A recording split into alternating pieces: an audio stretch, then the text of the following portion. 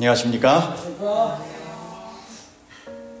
크리스마스 이브라서 찬양 부르고 이렇게 하는 것도 참 특별할 수도 있을 것 같은데, 이번 또 금요일 날이 이어서 양평군 연말 찬양 예배 옥천교회 중심으로 저희가 진행이 되다 보니까 저희가 온라인으로 참여를 하시게 되죠. 이 온라인으로 저희 교회로 오시면 함께 참여하실 수 있고요. 그래서 오늘은 예수님께서 이 땅에 이제 오셔서 맞이한 사람들이 뭐 그렇게 많진 않았지만, 분명히 예수님께서 때에 맞춰서 이 땅에 출임하셨던 것처럼 예수님께서 분명히 때에 맞춰서 또 재림하실 것입니다. 아멘. 네.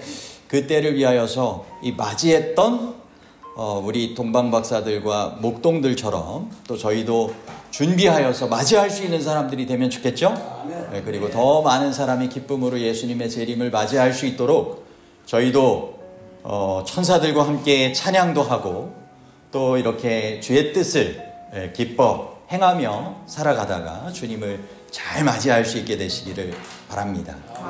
그 때를 잘 분별하시고 또 준비하시며 주님의 뜻 가운데 거하시고, 무엇보다 주님을 매일의 삶 가운데 정말 영접하는 그러한 삶이 필요하리라고 여겨집니다.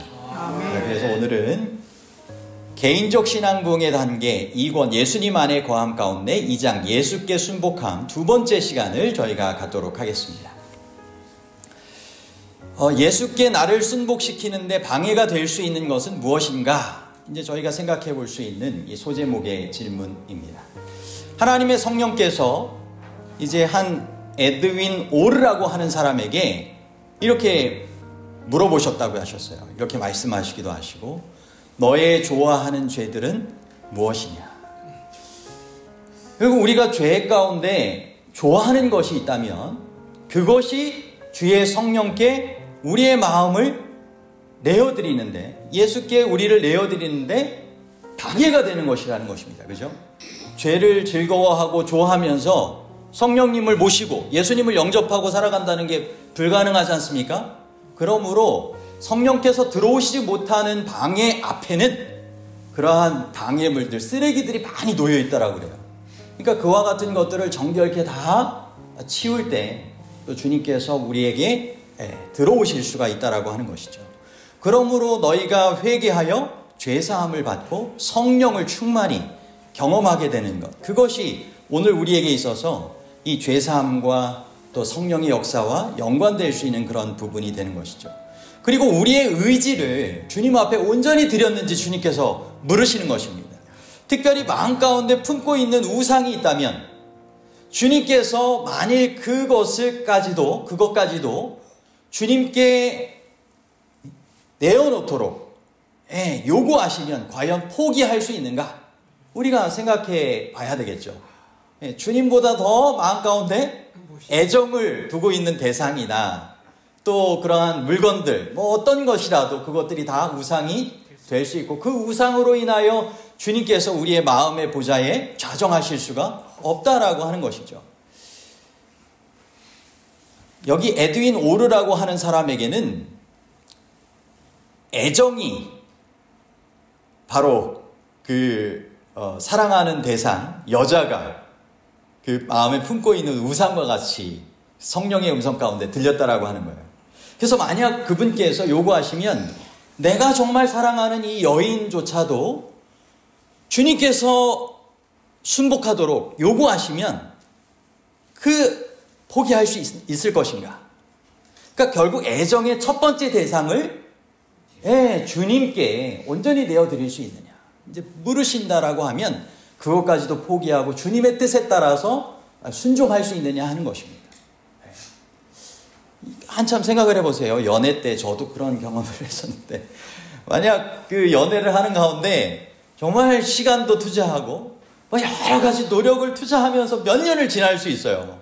그런데 만약 하나님의 뜻이라면 연결시켜 주실 수 있지만 하나님의 또 뜻이 아니라면 또 연결시켜 주시 않으실 수도 있지 않습니까? 그러면 그것조차도 하나님의 뜻에 내어 맡길 수 있느냐 물을 수 있는 것이죠. 저도 그래서 연애하다가 동해바다 앞에 가가지고 눈물을 흘리면서 주님 앞에 내려놓는 경험을 했었습니다. 그리고 그때 경험 이후에 또 교회로 돌아와서도 그 찬양을 똑같이 부르는데 또 눈물이 나가지고 저의 애정의 대상을 하나님께 온전히 내어 맡겼던 그런 경험이 있습니다.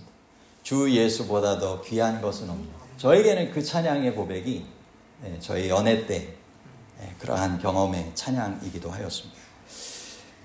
여러분, 어떤 사람에게는 사랑하는 대상이 될 수도 있고, 그것이 또한 자녀가 그런 애정의 첫 번째 대상이 될 수도 있고요. 그죠? 또 어떤 사람에게는 직업이나 돈, 성공이 그 애정의 첫 번째 대상이 될 수도 있는 것입니다. 하지만 그것조차도 하나님께서 요구하시면 포기할 수 있는가? 주님께서 물으실 때 여러분 어떻게 우리가 대답하면 좋을까요? 네, 내어 드리겠습니다 하는 그러한 승복의 마음이 필요하다는 건 아니겠어요? 예, 주님께 온전히 내 자신을 드리고 나의 애정의 첫째를 주님께 드렸을 때 그 삶은 어떻게 될까요? 주님께서 채워주시는 정말 기쁨과 평안과 그런 감사, 주의 능력으로 채워지고 살아가게 된다라고 하는 것입니다. 이것은 분명히 주님께서 순종하라고 요구하실 때, 순복하라고 요구하실 때 그것을 드려본 사람이 경험적으로 알 수 있는 경험이 된다라고 하는 것이죠. 네. 여러분, 주님은 우리의 결정들을 존중하신다라고 하는 것입니다. 주님은 요청하시지 강제하지 않으십니다. 문 밖에서 두드리시는 그 주님으로 표현되고 있지 않습니까? 그래서 문을 두드리시고 기다리시지 강제로 문을 열고 들어오시지는 않으시는 것입니다. 우리가 어떻게 해드려야 되는 거예요? 문을 두드리실 때 문을 열고 맞아드려야 한다라고 하는 것입니다. 하나님께서는 우리에게 이처럼 자유의지를 주셨어요. 그래서 주님의 사랑의 기본적인 조건은 이 자유 가운데서 시작된다라고 하는 것입니다. 우리의 동의를 기다리시고 우리가 요청할 때만 그분께서 이와 같은 행동을 하신다라고 하는 것이죠. 여러분, 그렇다고 하면 우리가 하나님께 순복한다는 것은 자신의 의지를 포기한다는 것인가? 관련된 질문으로 이렇게 생각해 볼 수 있어요. 우리는 꼭두각시 들이대고 하나님은 줄을 당기시는가? 그냥 우리가 하나님께 순복한다는 것은 자신의 의지를 포기하고 자신의 의지는 완전히 잃어버리는 것인가? 생각해 볼 수 있어요. 여러분, 어떤 것 같습니까? 우리의 생애에 품고 있는 의지, 선택 가운데 잘못된 의지, 잘못 사용하는 의지, 포기되어야 할 의지들이 있을까요? 하나님의 뜻과는 그릇된, 잘못된 그러한 내가 하고자 하는 그런 의지, 그래서 포기해야만, 수정해야만 하는 의지들이 있을 수 있죠. 예, 그것들은 하나님께 순복함으로 더 어떻게 될까요? 하나님의 뜻 가운데서 바르게 그것이 사용되어짐으로 우리의 어리석음이나 우리의 무지나 우리의 미숙한 그러한 것보다는 주님께서 원하시는 완전하고 고상하고 지혜로운 그러한 의지의 활용을 통하여서 경험되어지는 삶이 있다라고 하는 것입니다. 엘렌 화이트는 이와 관련하여서 이렇게 우리에게 알려주고 있어요. 내가 내 자신의 길을 가며 스스로 행동해서는 안 되는가? 그렇다. 그대는 자신의 길을 가면서 하늘나라에 들어갈 수 없다. 그러니까 내 자신 스스로가 그냥 선택하면서 나는 내 갈 길 갈 거야 하면서 하늘나라로 갈 수 있는 사람은 없다라고 하는 것입니다. 거기는 나의 길이 없을 것이다. 아무 인간의 길도 하늘나라에서 발견할 수 없을 것이다. 우리의 길은 하나님의 길과 일치되어야 한다. 왜냐하면 하나님을 떠난 우리의 길은 성경 말씀에 보면 누구의 길과 같다라고 했냐면 다 양 같아서 그릇 행하여 각기 제 길로 가는 양의 길과 같다라고 하는 것입니다. 그야말로 목자께서 하나님의 어린 양 되신 예수 그리스도께서 어디로 인도하시든지 따라가야 우리가 정로로 가고 하늘나라로 가지, 우리 스스로 내버려두면 그야말로 어리석어서 각기 제 길로 가려고 하는 양처럼 그릇 행하여서 그렇게 간다라고 하는 것입니다. 1년의 삶을 한번 되돌아보시기 바랍니다. 또 우리의 삶의 길을 가만히 생각을 해보면 정말 주님 없이 내 스스로가 정말 완전하고 또 안전하고 또 이렇게 정말 올바른 길로 늘 스스로가 선택하면서 갈 수 있는 존재가 아니라고 하는 것입니다. 누구든지 주의 말씀의 지도를 받고 살아가야 된다라고 하는 것이죠. 여기 H.W. 스미스라고 하는 사람은 우리의 의지가 하나님의 뜻과 조화되어 있을 때 아무도 손댈 수 없으며 사실 그것을 포기하는 것은 잘못된 것이다. 우리가 하나님의 뜻과 조화되게 이렇게 살아갈 때는 정말 사단도 그 누구도 그렇게 손댈 수 없는 귀한 정말 사랑의 끈, 놀라운 그러한 끈으로 연결되어 있는 것이죠. 그것을 포기하는 것은 잘못된 길이라고 하는 것입니다.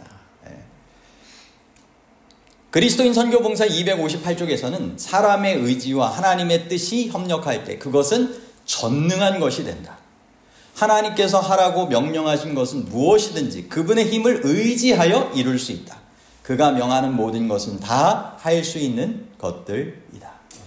여러분, 그분께서 우리에게 명하시고 하신 것은 못하는 것을 우리가 그냥 칩처럼 여기고 그렇게 살아가도록 그냥 명하신 게 아니라는 것입니다. 명하셨으면 그것을 주님께서 분명히 함께 도와주심으로 주님께 내어 맡길 때 그것을 주님의 도우심을 통하여 이룰 수 있다라고 약속하신 것입니다. 그러므로 우리의 의지를 하나님의 뜻과 협력하는 것이 필요하다라고 하는 것이죠. 이 사도행전 283쪽에서 284쪽에 보면 자신을 완전히 하나님께 맡기는 사람은 하나님의 손길로 인도함을 받을 것이다. 좋은 글인 것 같아요. 함께 좀 읽어보시면 좋을 것 같습니다. 자신을 완전히, 시작. 자신을 완전히 하나님께 맡기는 사람은 하나님의 손길로 인도함을 받을 것이다. 그는 미천하고 명백히 타고난 재능이 없을 수도 있으나 사랑과 신뢰의 마음으로 공표된 하나님의 모든 뜻을 순종하면 그의 능력은 순결하고 고상하게 되고 활력을 띠게 될 것이며 그의 능력은 증가될 것이다. 그가 거룩한 지혜의 교훈을 간직하게 될 때 그에게는 거룩한 사명이 위임될 것이며 그는 자신의 생애로 하나님께 영광을 돌리며 세상 사람들에게 축복이 되게 할 수 있을 것이다. 아멘. 여러분, 하나님께 영광이 되고 세상에 축복이 되는 존재가 되기를 원하십니까? 아멘. 그렇다고 하면 우리를 완전히 하나님께 맡기는 삶을 살아가도록 초청하시는 것입니다. 아멘. 이것을 우리가 현실적으로 잘 생각해 볼 수 있는 내용이 이 내비게이션과 관련된 비유입니다. 신성한 내비게이션 아래에 있는 생애. 여러분, 우리가 어디를 운전해 가려 할 때 내비게이션이 없이 내가 그냥 알고 있는 그냥 지식, 이것만 가지고 그것을 찾아가야 된다고 하면 엄청 집중하게 될 거예요. 그죠? 요즘은 교통체증이 어디로 있는지, 우회도로는 어디인지, 그리고 또 어디가 속도 제한 카메라가 있는지 다 알려주지 않습니까? 그런데 그것 없이 혼자 그것도 밤길에 모르는 길을 가려고 한다면 어떻게 될까요? 신경이 곤두서가지고 가게 될 거예요.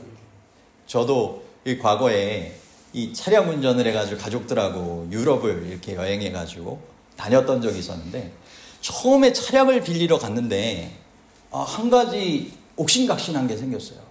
그곳에 내비게이션이 있는데 어떻게 작동할지 제가 모르는 거예요. 그래가지고 데스크 가가지고 제가 물어봤거든요. 그 사람도 잘 모른다는 거예요. 이게 이제 새 차를 빌리는 거였거든요. 이제 프랑스에 가가지고 이 푸조 리스 차량을 빌리는 거였는데 거기에서는 이제 새 차가 나오면 그것을 이제 빌려줍니다. 리스 차량으로. 그리고 그것을 이제 한 달 정도든 얼마 기간을 계약하고 사용한 다음에 그것을 본인이 몰아보고 나서 직접 조금은 저렴한 돈으로 살 수 있는 기회가 주어지는 것입니다. 그런 용도로 이제 리스 차량이라고 하는 것이 있는데 이제 이 사람도 새 차가 이렇게 나오기도 했다는지 잘 모르는 사람일 수 있으니까 내비게이션을 잘 조작을 못한다는 거예요. 저는 초행길이고 그것을 여행을 해야 되는데 내비게이션이 없으면 운전이 안 되는 것입니다. 그러므로 제가 이제 기다렸다가 다른 분이 이제 소개돼가지고 와가지고 결국 내비게이션이 되는 걸 확인하고 나서 이제 그 차를 받아가지고 운전을 하고 다녔어요. 근데 여러분, 우리가 마찬가지예요.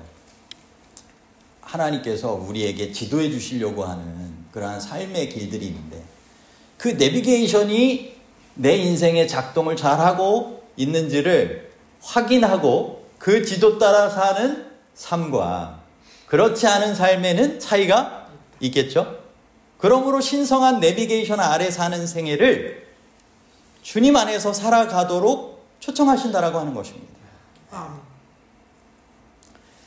그래서 잠언 3장 5절로 6절에 너는 마음을 다하여 여호와를 의뢰하고 내 명철을 의지하지 말라. 너는 범사의 그를 인정하라. 그리하면 내 길을 지도하시리라. 말씀하시는 것입니다. 우리가 내어 맡기고 그분께서 지도하시는 것을 온전히 받아들이겠다라고 하면 주님께서 분명히 어느 길로 가야 할지, 거기에는 어떤 위험이 있는지, 어떻게 이렇게 해야 되는지를 알려주신다라고 하는 거죠. 때로는 이런 계기들이 필요한데 이 계기들을 의심할 때가 또 있습니다. 이 비행기에도 계기들이 있죠. 비행기에도 계기들이 있어요. 그래서 그것과 관련된 얘기입니다. 2차 세계대전에 한 영국 비행기가 이제 북아프리카를 향해서 가게 되었습니다.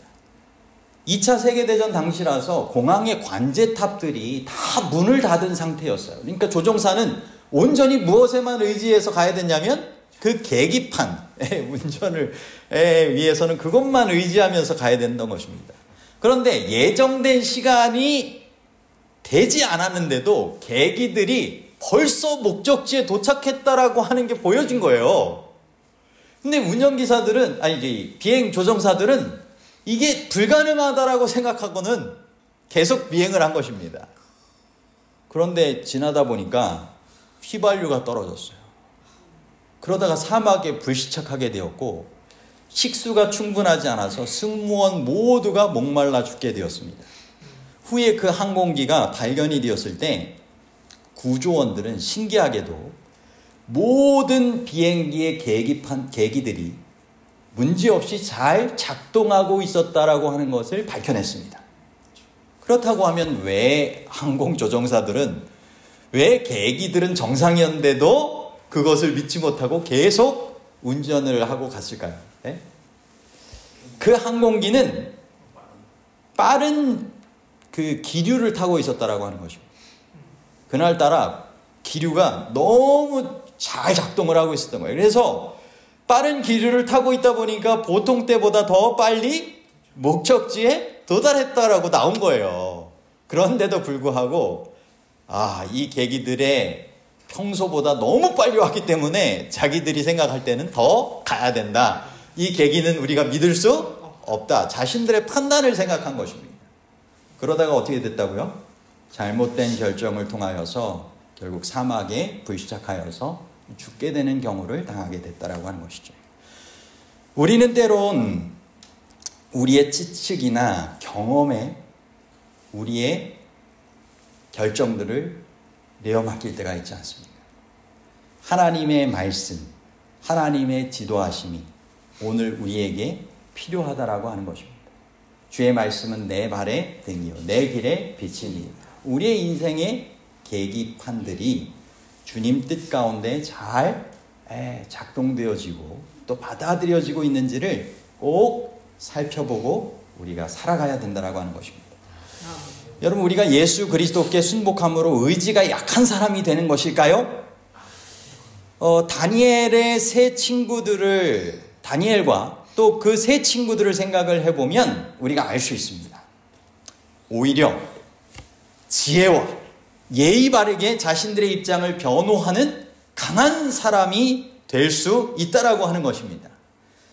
여러분, 처음에 다니엘서 1장에서 음식물에 대한 시험할 때 환관장에게 구하면서 정말 그렇게 지혜롭게 자신들의 입장을 이렇게 잘 표현하잖아요. 그죠? 그래서 하나님께서 10배나 더 지혜롭게 하시는 축복을 베풀어 주시잖아요. 그리고 다니엘서 3장에서는 어땠습니까? 풀무불 앞에서도 그렇게 의지를 통하여서 하나님 앞에 온전히 내어 맡기는 정말 의지가 강한 그런 사람이 되었죠. 또 사자굴 앞에선 다니엘 어떻습니까? 마찬가지죠. 의지가 약했던 사람이 된 것이 아니라고 하는 것입니다. 예수 그리스도께 순복함으로 좀 여기를 요소를 잘 보면 좋을 것 같아요. 지혜롭고 그죠? 예의 바르게 입장을 잘 변호하는 의지가 강하다고 그래서 막 너무 혼자 독불장군으로 그렇게 하면 안 되고 그죠? 지혜롭고 예모 있게 그리스도인의 아름다운 그런 모습으로 자신의 입장을 잘 나타낼 수 있는 사람이 되어야 한다라고 하는 것입니다. 여러분, 우리가 만나는 결정들은 자신을 위해 살 것인가 아니면 하나님을 위해 살 것인가를 결정하는 그러한 선택의 기로에서 살아가는 것입니다. 여러 삶의 도전들 가운데 우리는 이와 같은 선택의 기로에서 결정하며 살아갑니다. 이 결정이 우리의 매일을 결정하고 또 영원한 운명까지도 결정하게 된다라고 하는 것입니다. 자신을 위해서 또 자아가 생애를 지배하는 가운데 살아갈 것인가, 하나님을 위해서 또는 하나님을 정말 섬기면서 하나님의 뜻 가운데 선택할 것인가, 이것이 우리가 선택해야 할 삶의 그러한 도전들이라고 하는 것입니다. 여러분, 여기서 바른 결정들을 더욱더 잘 해나가시게 되기를 바랍니다. 특별히 우리가 하나님과의 관계를 생각한다면 더 그렇습니다. 우리가 하나님과의 언약 관계를 생각해 볼 수 있는 예수님 안의 거함에 대한 이 세 가지 성경의 비유를 생각해 볼 수 있습니다. 어떤 관계를 통하여서 정말 하나님과의 언약 관계는 끊을 수 없는, 정말 꼭 그 안에 붙어 있어야 되는 관계인가? 예수님을 떠나서는 아무것도 할 수 없고 예수님이 꼭 필요하다라고 하는 그 관계를 우리가 무엇을 통하여 알 수 있을까요? 첫 번째는 포도나무와 가지. 어떤 나무든지 다 마찬가지지만 가지가 이렇게 나무에 떨어져 있으면 어떻게 됩니까? 죽은 가지가 되잖아요. 그죠? 열매를 스스로가 맺을 수 없다라고 하는 것이죠. 여러분, 둘째는 머리와 몸 지체와의 관계입니다. 여러분, 지체가 아무리 건강하고 아무리 훌륭해도 탁월해도 머리하고 이렇게 떨어져 있으면 어떻게 될까요? 정상적인 몸입니까? 안 되죠. 살아있는 사람도 머리에 문제가 생기면 큰 문제 아니겠습니까? 그러므로 이 머리와 몸 지체로서 그 예수님과의 관계, 그것이 우리에게 알려지는 것은 이게 참 중요하다라고 하는 것입니다. 또 한 가지는 신랑과 신부의 결혼 관계입니다. 여러분, 이 결혼 관계도 정말 이 끊을 수 없는 관계가 돼야 되지 않습니까? 이것이 한번 맺어지고 나서 어떤 날은 잘 맺어져 있고 어떤 날은 잘 안 맺어져 있고 이러면 될까요? 아니죠. 그래서 우리가 생각해 볼 수 있는 질문이 나의 생애를 하나님께 한 번만 순복하면 충분한가입니다. 뭐 포도나무와 가지의 비유, 몸과 그 머리와 몸 지체의 비유, 또 결혼 관계, 남편과 아내의 관계도 마찬가지지만 하나님과의 언약 관계가 언제는 잘 맺어져 있다가 언제는 끊어져 있고, 언제는 예수님께 순복했다가 언제는 또 아니고, 이런 삶의 위험성이 있다라고 하는 것입니다. 이런 삶은 바람직하지 않다라고 하는 것이죠. 이 모리스 밴든이라고 하는 분이 믿음으로 말미암는 의에 대한 설명을 이제 잘 하셨는데, 그분의 책자에서 이렇게 표현을 했어요. 만일 당신이 결혼을 지속하지 않으려면 결혼하는 것은 확실히 아무 의미가 없습니다. 여러분, 지속하지 않으려고 하는 결혼 필요 있습니까? 필요 없죠. 그러면, 그리고 만일 당신이 결혼하지 않았다면 결혼을 지속할 수 없습니다. 이 당연하죠, 이것도. 우리가 결혼을 했기 때문에 이 결혼 생활을 지속할 필요가 있고, 결혼 생활을 지속하려고 하기 때문에 결혼한다라고 하는 것입니다. 하나님과의 언약 관계도 마찬가지라고 하는 것입니다. 우리가 그냥 침례식 하루만 하나님 안에서 내가 자녀로 거듭난 거야, 이렇게 하고 살아가는 것이 아니라 매일의 결혼 생활처럼, 하나님과의 언약 관계처럼 매일의 그분 안에서의 거하는 삶이 필요하다라고 하는 것입니다. 그런데 때로는 어떤 사람은 신앙적으로 가만히 생각을 해보면 이 결혼하지 않았다면 결혼을 지속할 수 없는 것처럼 하나님과 친밀 관계는 맺어져 있는데 하나님과의 진실한 정말 언약 관계로 깊게 맺어져 있지는 않을 수 있다라고 하는 것입니다. 그죠? 그러므로 우리가 이 침례를 통하여 하나님과의 언약 관계를 잘 맺고 이 언약 관계를 매일같이 지속해 가는 것은 그만큼 중요하다라고 하는 것입니다. 성경적으로도 보면 우리가 성령으로 이렇게 체험받는 거듭난 삶의 길을 계속 유지하는 것이 필요한데 도리어 그것이 다른 것으로 채워져 있다라고 하든지 사탄이 이렇게 장악하는, 또는 비웠어도 바로 채우지 않으면 비워진 소재된 집에 어떻게 됩니까? 막 7 귀신이 들어와가지고 이렇게 하는 것도 보게 되잖아요. 그러므로 우리가 하나님과의 신실한 언약 관계를 매일 지속적으로 살아가는 것이 필요하다라고 하는 것입니다. 하나님께 매일 순복하는 것이 그만큼 필요하다는 것일까요? 아멘. 그렇습니다. 리뷰&드 헤럴드 1896년 8월 25일에는 이렇게 설명하고 있습니다. 주 예수께서는 성령을 통하여 일하시나니 이는 성령은 그분의 대리자이시기 때문이다. 성령을 통하여 그분은 영혼 속으로 영적 생명을 불어 넣으신다. 하나님의 성령으로 형성하시도록 맡기기 전에는 인간의 마음은 결코 행복할 수 없다. 여러분, 우리가 사람의 생명도 태어나면 그 육적 생명을 유지하기 위해서는 방법이 있습니다. 그죠? 육적 생명력이 그렇게 유지되기 위해 필요로 되는 방법들이 있는 것처럼 영적인 생명도 유지되기 위해서 필요로 되는 방법들이 있다라고 하는 것입니다. 여러분, 영의 생명은 누구를 통하여 공급받는다고요? 성령님을 통하여 그분께서 우리 안에 일하심으로 그렇게 가능하다라고 하는 것입니다. 여러분, 거듭난 영의 생명이 성령님을 통하여 예수님께서 우리 안에 역사하실 때, 거하실 때 가능하다라고 하는 것입니다. 자아를 온전히 순복함으로 영적인 생명력도 충만히 공급받으시고 주님께서 채워주시는 참된 행복과 만족, 열매의 삶을 살아가시게 되기를 바랍니다. 아멘. 우리가 이와 같이 주님 앞에 기도하면 좋겠습니다. 아버지, 우리가 축복을 받을 수 있도록 당신께 순복하기를 당신께서 원하심을 인하여 깊이 감사드립니다. 우리의 생애를 단순하게 하며 당신께서 우리를 새 피조물로 만드시도록 허락하시는 생애를 살 수 있도록 도와주시옵소서. 아무 조건 없이 매일 당신께 내 생애를 바치며 당신의 능력으로 모든 일에서 당신을 따르도록 도와주시옵소서. 아멘. 여러분, 주님과의 언약 관계를 맺고 살아가면 그분께서 우리의 생애를 책임져 주시죠. 주님께 다시 나오겠다라고 하시면 그분이 먼저 그 관계를 파괴하자고 하시는 분이 아니라고 하는 것입니다. 그분은 어떻게 해서든지 자신의 희생의 공로를 통해서라도 그 언약 관계가 끊어지지 않기를 바라신다라고 하는 것입니다. 그분이 결코 먼저 우리에게 파혼하자, 나 더 이상 너랑 못 살겠다 하지 않으신다라고 하는 것입니다. 내가 너랑 더 이상 정말 자녀로서 못 살겠다, 너 더 이상 내 자녀 아니다 하시는 분이 아니라고 하는 것입니다.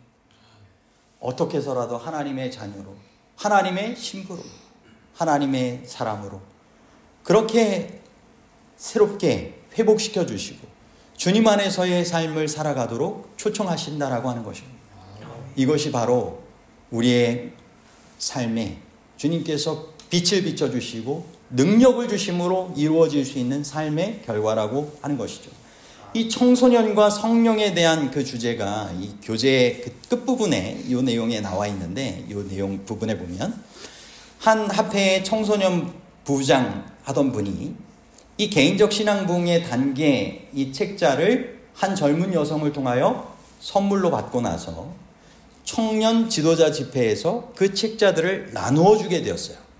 그래서 청소년들에게 결국 이 성령의 역사에 대해서 소개되고 그것을 구하며 그 능력 안에서 살아가도록 자신들의 삶을 온전히 순복하게 초청한 것입니다. 그리고 성령을 구하며 자신들의 삶을 순복하여 내어 맡겼던 청소년들에게 이런 변화가 있었다라고 간증으로 실려 있습니다. 첫 번째, 14세 소년이 중독에 걸려 있었어요. 14세에도 여러 중독에 걸릴 수 있지 않습니까? 그런데 그 중독을 정복하고 승리의 생애를 살 수 있게 되었다라고 하는 것입니다. 그리고 한 가정의 막내 아들이 교회에 많은 어려움을 주는 아이였는데 그 아들이 이런 성령을 통한 이 40일 기도운동에 함께 특별 기도의 대상으로 함께 기도를 하게 되었고 또 그 아들도 함께 그렇게 기도하게 되면서 변하여서 침례를 위하여 준비하게 되었다라고 하는 것입니다. 그리고 18세 그런 아들에게도 그 책자를 전해주게 되었고 그것을 통하여 그 아들의 생애가 변화되어서 그 아들의 친구들에게도 이 책자가 나누어지게 되었다라고 소개를 하고 있습니다. 일어나라 빛을 발하라 이는 내 빛이 이르렀고 이사야 60장 1절의 말씀처럼 성령을 통하여 변화와 능력의 빛이 오늘도 간절한 마음으로 믿고 구하는 이들에게 역사된다라고 하는 것입니다. 어두움에 사탄의 속박에 몰려있던 매여있던 이들에게 주님께서 해방시켜 주시고 자유함과 승리를 주시고 놀랍게 변화되는 역사를 경험케 하신다라고 하는 것입니다. 이것이 청소년들만의 경험이 아니라고 하는 것이죠. 지금도 예수님께 온전히 순복하며 매일의 거듭난 생애를 새롭게 살아가려고 하는 영혼들마다 이와 같은 성령의 역사가 경험될 수 있다라고 하는 것입니다. 개인적 신앙부흥의 단계라고 하는 책자가 3권까지 나와 있죠. 성령으로 충만함을 받은 예수님 안에 과 예수님과 함께 일하는 나. 여러분 이 책자에 중요한 원리들이 분명히 있습니다. 이것을 꼭 살펴보시고 또 들으신 말씀대로 깨달으신 말씀대로 꼭 실천하심으로 이것을 통하여 주님께서 주시는 귀한 은혜와 능력의 주인공으로서의 삶을 우리 예수님을 모시고 살아가실 수 있게 되기를 바랍니다. 네, 크리스마스 이브 정말 예수님께서 이 초림하신 그때를 우리가 기념하며 또 생각하면서 지내지 않습니까? 매일이 우리가 예수님께 순복하는 삶을 통하여 그분께서 성령을 통하여 우리 안에 임재하시는 그러한 경험을 우리가 하면서 살아갈 수 있다라고 하는 것입니다. 아멘. 네, 그 주님을 우리가 꼭 함께 경험하고 모시고 살아가실 수 있게 되기를 간절히 바라면서 오늘 말씀을 마치도록 하겠습니다. 아멘.